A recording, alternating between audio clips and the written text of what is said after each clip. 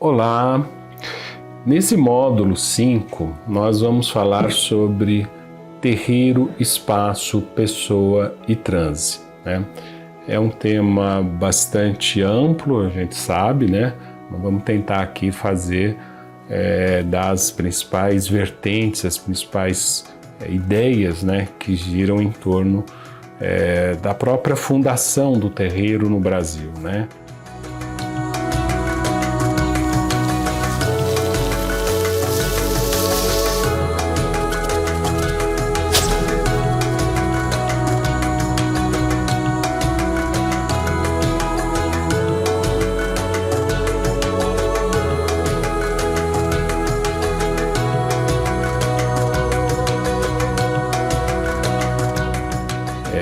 Muito provavelmente já tenho comentado ao longo do curso que o terreiro ele é um epicentro, né, de um processo afrodiaspórico, né, que foi construído a partir da experiência, né, das populações negro-africanas, né, em sua vinda, né, para o continente americano, e nesse sentido ele talvez seja uma das maiores formações culturais, né, do mundo diaspórico, né? A gente sabe que as heranças africanas, né, nas Américas, elas são gigantescas, né? Sobretudo na América Central e América do Sul. E se a gente talvez tivesse que escolher um espaço, uma instituição paradigmática dessa presença africana, provavelmente o terreiro seja esse espaço, essa instituição, tá?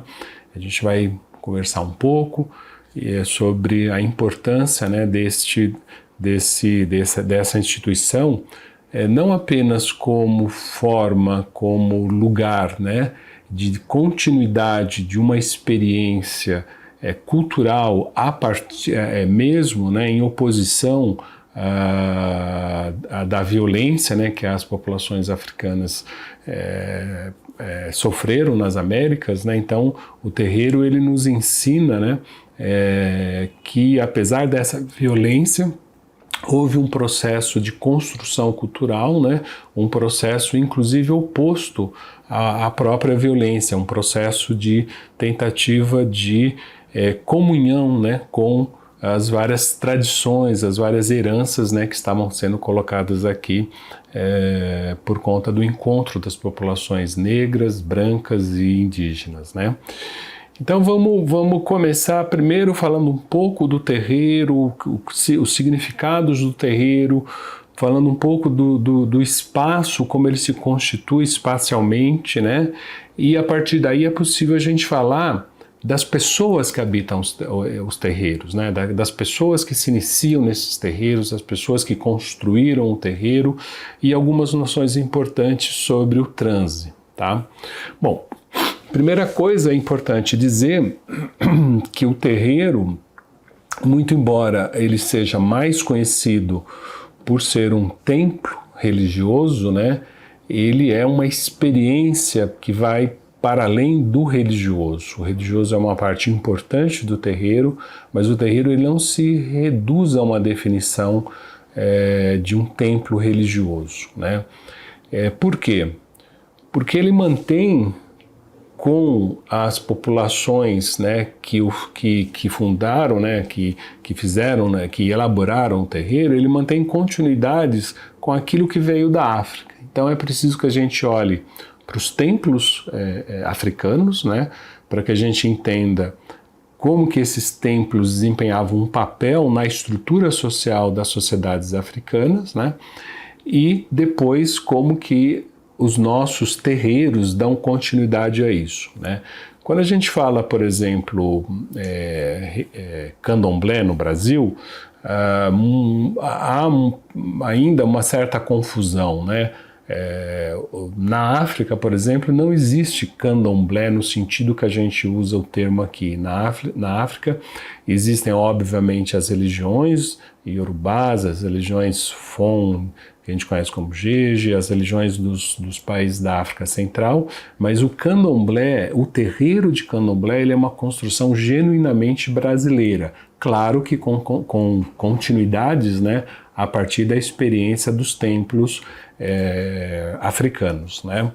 E por que isso? Bom, primeiro, porque o conceito que a gente tem de religião, a gente já viu isso em aulas passadas, né, é um conceito ocidentalizado, né? Em sociedades tradicionais, né, sociedades indígenas, muitas sociedades africanas, que não passaram por um processo de modernidade, né, a própria comunidade vê a sua prática religiosa como entrelaçado com as outras atividades, né?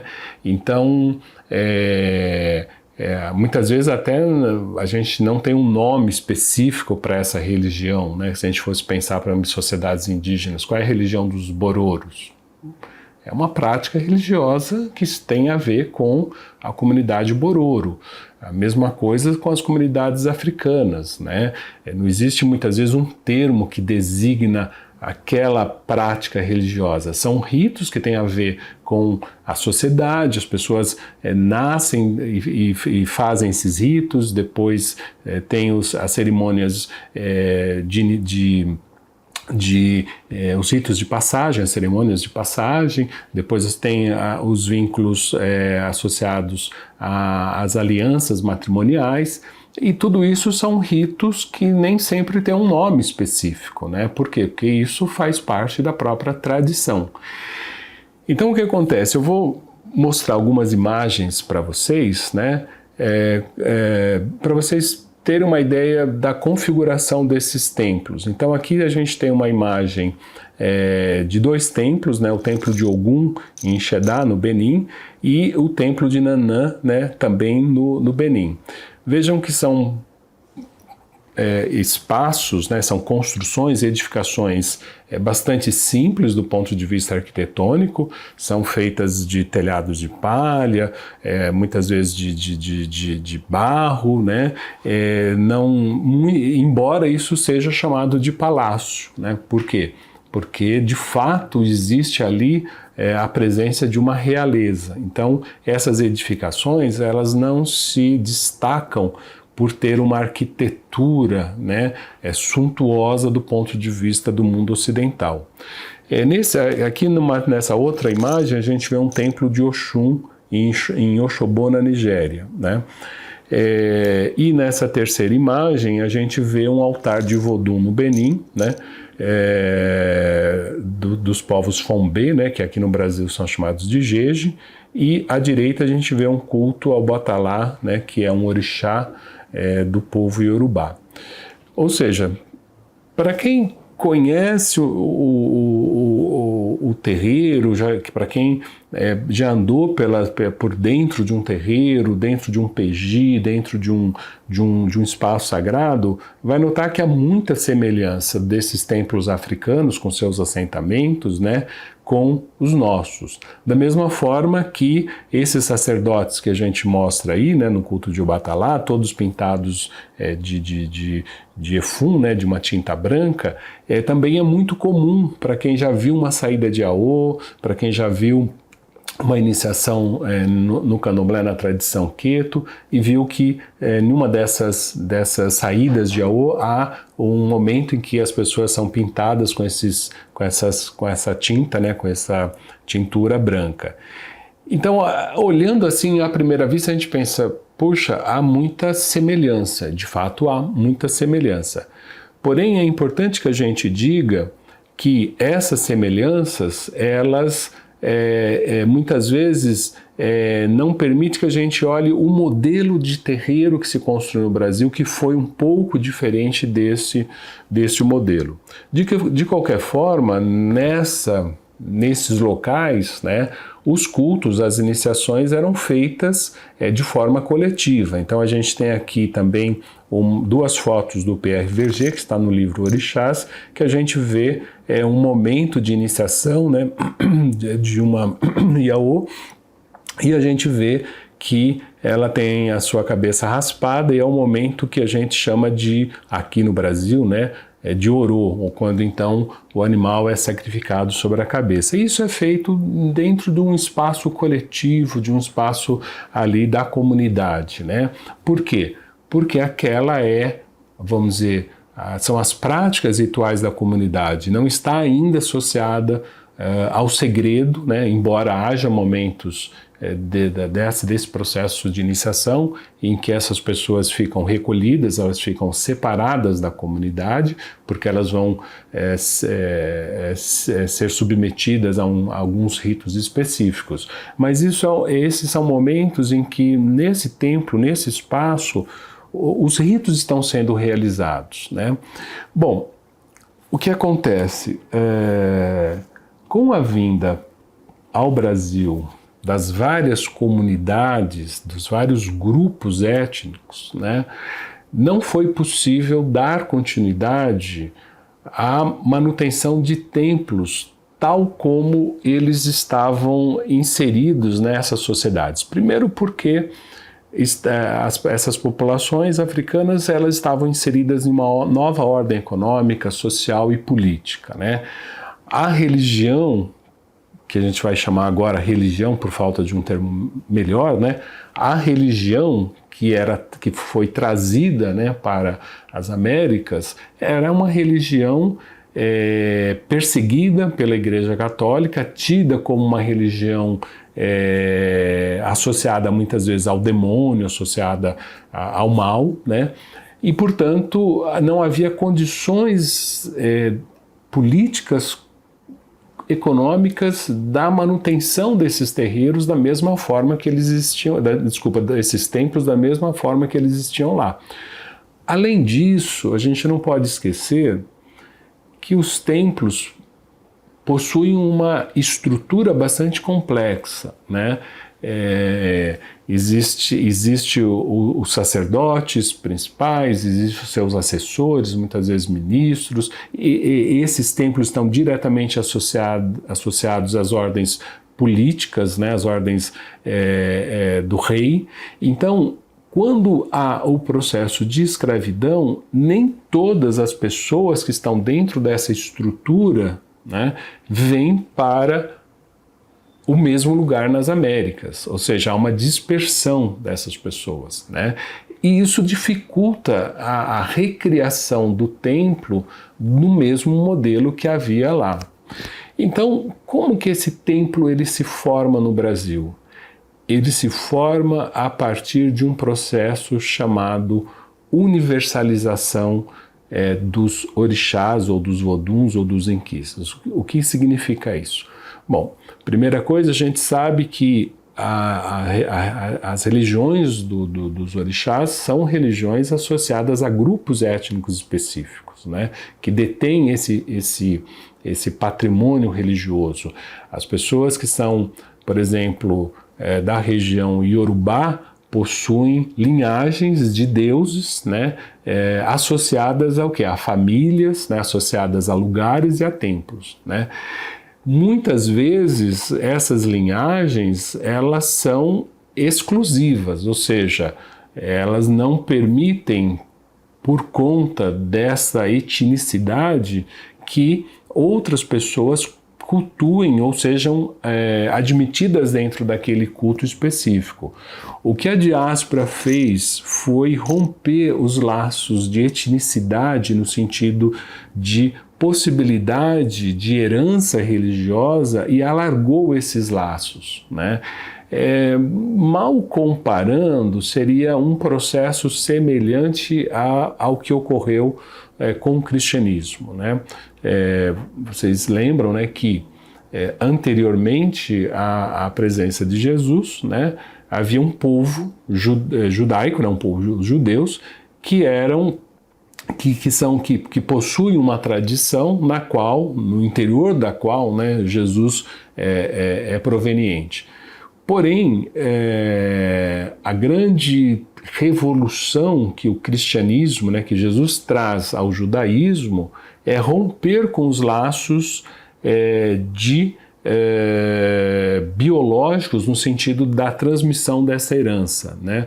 Ou seja, se só é judeu quem nasce de um ventre judeu, o que a mensagem de Jesus vai dizer, olha, todos que acreditarem em mim terão salvação, enfim, né, terão acesso ao Pai, né, dessa tradição. Isso a gente chama de um processo de universalização da religião, quando a religião ela deixa de ser um apanágio de um pertencimento étnico exclusivo e amplia a base da sua igreja a partir do momento que todos podem aderir àquele sistema. Foi o que aconteceu com a religião dos orixás, dos voduns e dos inquices no Brasil por conta da escravidão, ou seja, a partir desse momento em que se reelabora as bases étnicas da religião, os terreiros passam a abrigar pessoas de diferentes origens étnicas, não necessariamente daquelas, né, que eventualmente os seus ancestrais pertenciam. Então nós podemos ter, por exemplo, né, descendentes de pessoas vindas de Angola que vão aderir a um sistema de terreiro, né, no qual elas vão se tornar filhas de orixás como Xangô, como Oxóssi, né? Isso é um processo complexo, por quê? Porque, ao mesmo tempo, não estamos dizendo que não houve a permanência de elementos de denominação étnica que norteou a construção desses terreiros. Tanto é que hoje nós sabemos, né, que há terreiros de diferentes nações, né? O termo nação é um termo interessante, porque no campo religioso a gente diz um terreiro de nação queto. Significa o quê? Que aquele terreiro pratica ritos, né, de origem queto, cidade de Queto, né? Terreiros de tradição jeje, significa que aqueles terreiros praticam ritos de tradição proveniente do Daomé, atual Benin, né? E muito provavelmente esses terreiros foram fundados por pessoas, né, que possuíam conhecimentos naquelas tradições. Porém, com o passar do tempo, né, esses terreiros eles vão se alargando, fazendo com que a base de conversão das pessoas não seja necessariamente das mesmas etnias, né? Posteriormente, mais ainda, eles vão admitir, por exemplo, a presença de pessoas que nem a ancestralidade africana poderiam ter, no sentido étnico do termo, ou seja, pessoas italianos, japoneses, né, alemães, né, ou seja, há um processo de adesão ao terreiro da mesma maneira que há um processo de adesão a uma igreja universal, o que faz com que o bem sagrado dos africanos, né, tenha sido compartilhado por outras pessoas. Isso é uma informação importante, por quê? Porque nós estamos falando de tradições que foram violentadas, que foram perseguidas, que foram massacradas por um regime político, econômico e religioso, né? Mas mesmo assim houve uma filosofia do encontro nos terreiros, né? Os terreiros eles souberam se organizar, primeiro rompendo os laços da sua etnicidade, ainda que mantivesse esses laços em referência às nações, mas admitindo que outras pessoas de outros terreiros, de outros pertencimentos pudessem estar lá, né? Muita gente inclusive fala assim, o meu orixá, o meu santo, né, que é um termo muito popular, é da nação Angola, por exemplo, mas eu fui feito num terreiro jeje, num terreiro queto, né? O que quer dizer isso, traduzindo? Quer dizer que aquele terreiro ele se tornou um espaço de comunhão das tradições religiosas, um espaço onde as várias tradições africanas, seja da África Ocidental, que se cultuam orixás e voduns, sejam da África Central, né, onde o foco são os inquices, o terreiro ele vai se tornar então esse espaço de encontro dessas etnias que se abre, como eu disse, para outras populações, né, populações europeias, populações asiáticas, né? Então hoje é comum a gente ter nas casas, nos terreiros, né, pessoas de origem oriental, por exemplo, né, e recebendo entidades como Oxum, como Xangô, né, como Iemanjá. Por quê? Porque houve essa orientação cultural, né, dentro do terreiro, que foi uma orientação do encontro, do aconchego, do cuidado, da receptividade, do acolhimento, embora, como eu disse, as condições da própria construção do terreiro tenham sido bastante difíceis, né, em razão da própria perseguição que eles sofriam. Ou seja, ao mesmo tempo que eles eram tidos como não religiões, eles ensinavam que um dos fundamentos principais do sistema religioso é o acolhimento a todos e a todas, né?